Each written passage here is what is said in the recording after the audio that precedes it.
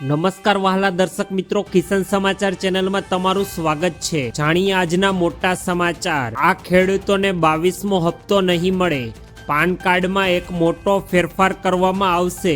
પતિ પત્નીને 18,000 રૂપિયાની સહાય મળશે। ગુજરાત સરકાર ટેકાના ભાવે ખરીદી કરશે। પ્રાકૃતિક ખેતીને લઈને મોટો નિર્ણય।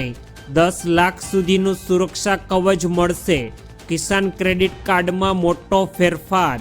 26 જાન્યુઆરીથી પરીક્ષાનો પ્રારંભ। ખેડૂતોના ખાતામાં 6,000 રૂપિયાનો હપ્તો। આ તમામ નાના મોટા અને અગત્યપૂર્ણ સમાચાર જાણીએ તે પહેલા મિત્રો, જો કિસાન સમાચાર ચેનલમાં તમે નવા છો તો ચેનલને જરૂરથી સબસ્ક્રાઇબ કરી વિડીયો લાઈક કરી દેજો। આજના સૌથી મોટા સમાચાર। ગુજરાતના આ ખેડૂતોને 22મો હપ્તો નથી મળવાનો। મિત્રો, સરકાર દ્વારા ખેડૂતોને આર્થિક રીતે સહાય આપવા માટે સરકાર દર 4 મહિનાના અંતરાલ પર ખેડૂતોને તેમના ખાતામાં કિસાન સન્માન નિધિ યોજના અંતર્ગત 2,000 રૂપિયાનો હપ્તો આપતી હોય છે। પરંતુ પીએમ કિસાન યોજનાનો લાભ દરેક ખેડૂતોને અત્યારે સરકાર આપી રહી નથી।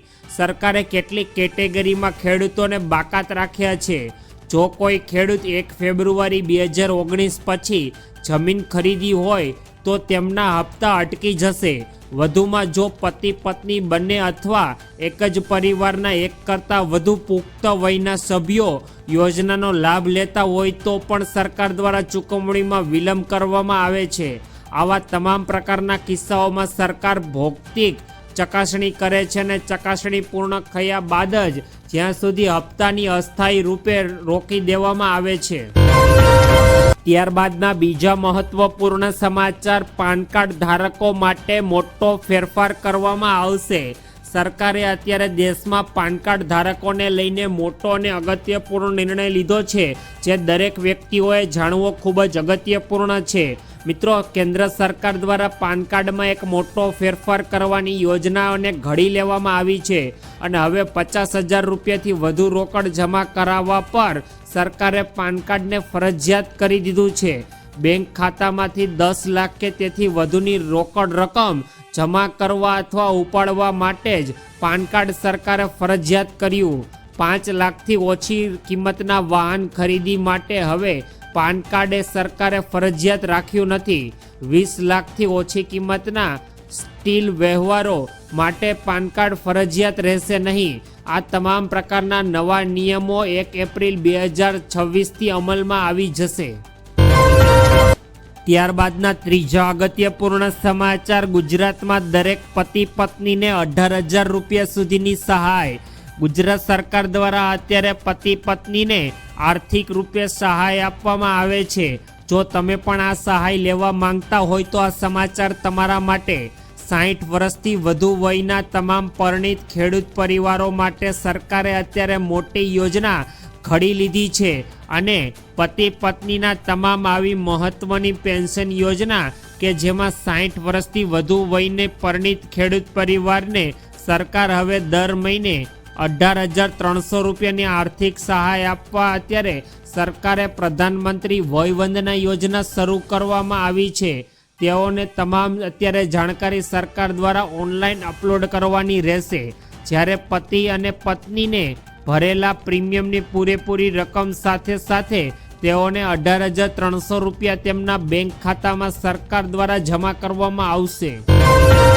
ત્યારબાદના ચોથા અગત્યપૂર્ણ સમાચાર। ગુજરાતમાં સરકાર ટેકાના ભાવે ખરીદી કરાવશે।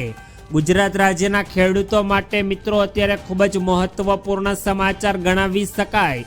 ખેડૂતો પાસેથી વર્ષ 2026-27 માટે ચણા અને રાઈની ટેકાના ભાવે સરકારે ખરીદી કરવાનું આયોજન અત્યારે ઘડી લીધું છે। આ યોજનાનો લાભ લેવા ઈચ્છતા તમામ ખેડૂતો આગામી 13 ફેબ્રુઆરીથી લઈને 5 માર્ચ 2026 દરમિયાન ગ્રામ્ય કક્ષાએ ગ્રામ્ય કેન્દ્રો ખાતે સમૃદ્ધિ પોર્ટલ પર અત્યારે તમામ ખેડૂતોને સરકાર સમક્ષ નોંધણી કરાવવી પડશે।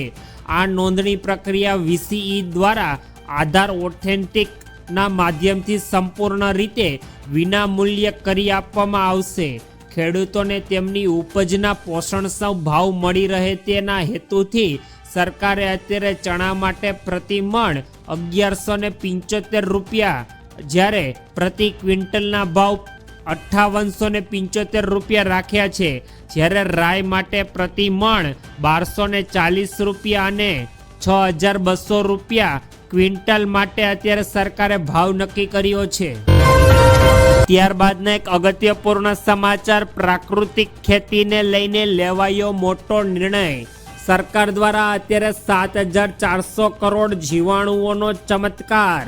જીવામૃત કેવી રીતે જમીનને જીવંત બનાવે છે તેના વિશે આજે આપણે ચર્ચા કરીશું. ગુજરાત રાજ્યમાં પ્રાકૃતિક કૃષિના પ્રણેતા અને રાજ્યપાલ શ્રી આચાર્ય દેવવ્રતજી દ્વારા લિખિત પુસ્તક પ્રાકૃતિક કૃષિમાં ખેતી માટે વરદાન સમાન જીવામૃત બનાવવાની પદ્ધતિ વિશે વિગતવાર માર્ગદર્શન આપવામાં આવ્યું.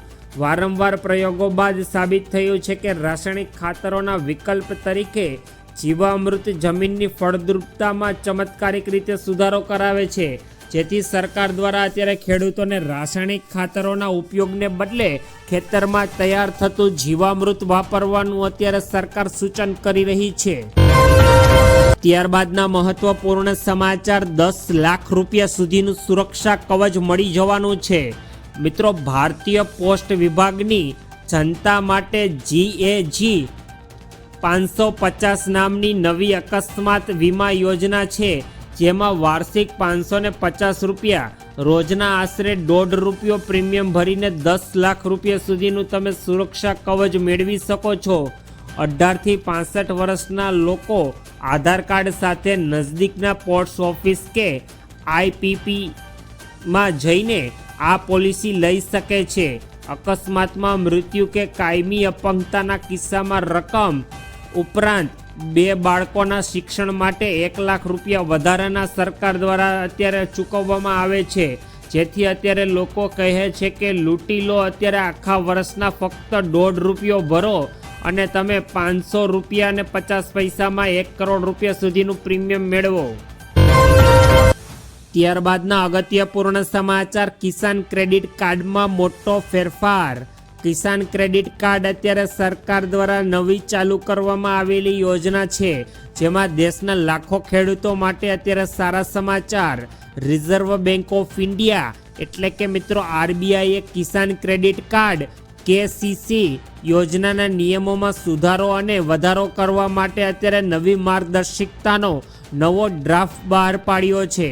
આ યોજનાનો વ્યાપ વધારવા અને તેમની કામગીરીને સરળ બનાવવા અને ખેડૂતોની નવી જરૂરિયાતોને પૂરી કરવાનો અત્યારે ઉદ્દેશ્ય લેવામાં આવ્યો છે.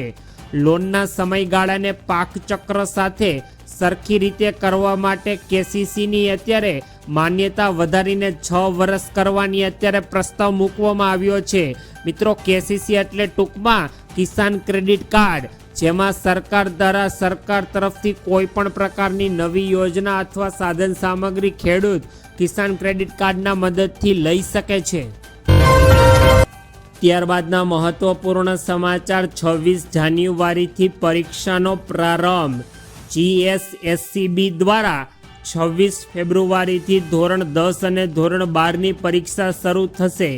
આ વર્ષે કુલ 15,27,000 વિદ્યાર્થીઓ અત્યારે પરીક્ષા આપશે. શિક્ષણ મંત્રી ડૉક્ટર પદ્મ વાજાએ ગાંધીનગર ખાતે સમીક્ષા બેઠક યોજી અને તૈયારીઓની ચકાસણી કરી હતી. ધોરણ 10માં અને 9માં 9 લાખ, જ્યારે 12મા ધોરણમાં અત્યારે 15.5 લાખ લોકો અને વિજ્ઞાન પ્રવાહમાં 1,19,000 લોકો વિદ્યાર્થીઓ નોંધાયા છે. પરીક્ષાઓ 18 માર્ચ સુધી ચાલશે અને ગુજરાતમાં 1,35,000 વિદ્યાર્થીઓ આની પરીક્ષા પણ આપવાના છે.